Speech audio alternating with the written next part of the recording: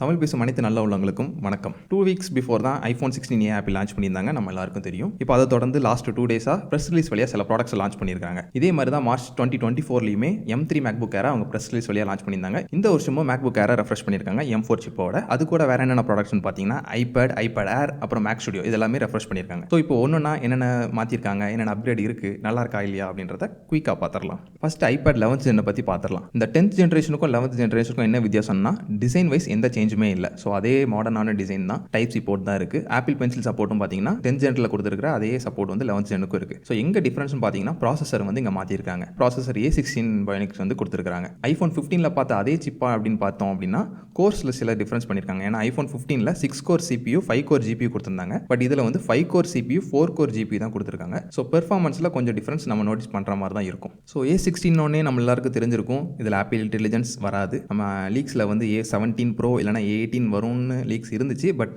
இதில் இல்லை. இதில் ஒரு பெரிய அப்கிரேட்னு பார்த்தீங்கன்னா லாஸ்ட் ஜென்ரேஷனில் பேஸ் வேரியன்ட் 64 GB தான் ஸ்டோரேஜ் கொடுத்துருந்தாங்க. இது அப்படியே டபுள் பண்ணி 128 GB கொடுத்துருக்காங்க. சர்ப்ரைசிங்கான விஷயம் அதே ப்ரைஸில் கொடுத்தது தான். 35,000 அப்படிங்கிற அதே ப்ரைஸை தான் இதுலேயும் மெயின்டைன் பண்ணியிருக்காங்க.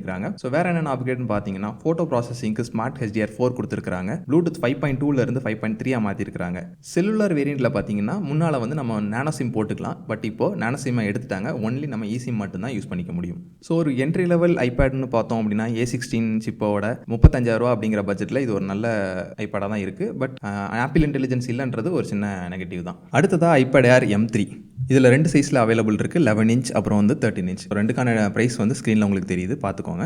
M2 iPad Airக்கும் M3 iPad Airக்கும் என்ன டிஃப்ரென்ஸ்னு பார்த்தீங்கன்னா டிசைனில் எந்த பெரிய சேஞ்சஸுமே இல்லை. ஒன்லி டிஃப்ரென்ஸ் வந்து ப்ராசஸரில் தான் இங்கே சேஞ்ச். ஸோ ப்ராசஸர் பார்த்தீங்கன்னா M3 கொடுத்துருக்காங்க. இந்த M3 பார்த்தீங்கன்னா ரே ட்ரேசிங் சப்போர்ட்டோட வருது. பட் M2ல இது இல்லை. ஸோ இது கூட ஒரு புது மேஜிக் கீபோர்டையும் லான்ச் பண்ணியிருக்காங்க. ஃபங்க்ஷன் கீஸ் வச்சு பெரிய ட்ராக் போர்டோட லான்ச் பண்ணியிருக்காங்க. ஸோ ஆப்பிள் இப்போ iPad Air அப்புறம் iPad ரெஃப்ரெஷ் பண்ணிட்டாங்க. ஒருவேளை நீங்கள் iPad mini இல்லை iPad Pro ரெஃப்ரெஷ் பண்ணுவாங்கன்னு வெயிட் பண்ணிட்டு இருந்தீங்கன்னா இனிமேல் இந்த வருஷத்தில் எந்த ரெஃப்ரெஷ்மெண்ட்டும் இருக்காது. ஏன்னா iPad mini லாஸ்ட் இயர் தான் ரெஃப்ரெஷ் பண்ணாங்க. iPad Proவும் இனிமேல் நெக்ஸ்ட் இயர் தான் ரெஃப்ரெஷ் பண்ணுறதா லீக்ஸ் இருக்குது. ஸோ இப்போ நீங்கள் கன்சிடர் பண்ணுறதா இருந்தால் இருக்கிற இந்த 4ல் எது பெஸ்ட்டுன்னு நீங்கள் பார்த்து சூஸ் பண்ணிக்கோங்க.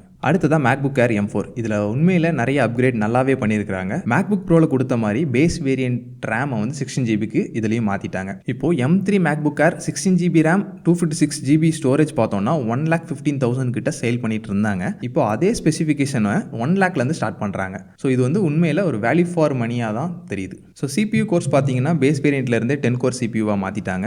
M3ல வந்து 8 கோர் தான் கொடுத்துருந்தாங்க. இது ஒரு நல்ல அப்கிரேட். இதனால மெமரி பேண்ட் வித்துமே 20% இன்க்ரீஸ் ஆயிருக்கு. GPU பொறுத்த வரைக்கும் பேஸ் வேரியண்ட்டில் 8 கோர் தான் கொடுத்துருக்காங்க. பட் 10 கோர் வேணும் அப்படின்னா நம்ம ஒரு ஸ்டோரேஜை மட்டும் 20,000 rupees கொடுத்து அப்கிரேட் பண்ணிட்டோம் அப்படின்னா நம்மளுக்கு 10 கோர் GPU கிடச்சிரும். அடுத்து மெயினாக இங்கே அப்கிரேட் பண்ண விஷயம் என்னன்னா கேமராவில் 12 மெகாபிக்சல் சென்டர் ஸ்டேஜ் கேமரா கொடுத்துருக்காங்க. நம்ம எங்கே மூவ் பண்ணாலும் நம்மள சென்டர் ஃப்ரேமில் அதுவே அலைன் பண்ணிக்கும். Thunderbolt 4 கொடுத்துருக்காங்க.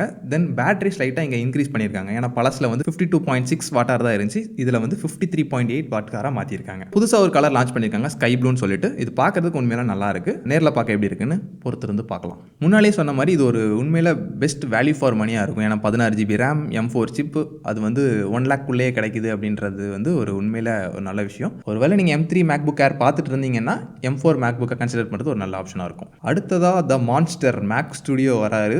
M3 Ultra M4 Max 2 சிப்போட launch பண்ணியிருக்காங்க. ஸோ M4 Max பார்த்தீங்கன்னா 2,15,000 ஸ்டார்ட் ஆகுது. M3 Ultra 4,30,000 ஸ்டார்ட் ஆகுது. இதோட டாப் எண்ட் ஸ்பெக் பார்த்தீங்கன்னா 14,40,000 வச்சிருக்காங்க. M2 Ultraவுக்கும் M3 Ultraவுக்கும் என்னென்ன டிஃப்ரென்ஸ்னு பார்த்தீங்கன்னா M3 Ultraவில் உங்களுக்கு 32 CPU கோர் வரைக்கும் இருக்குது.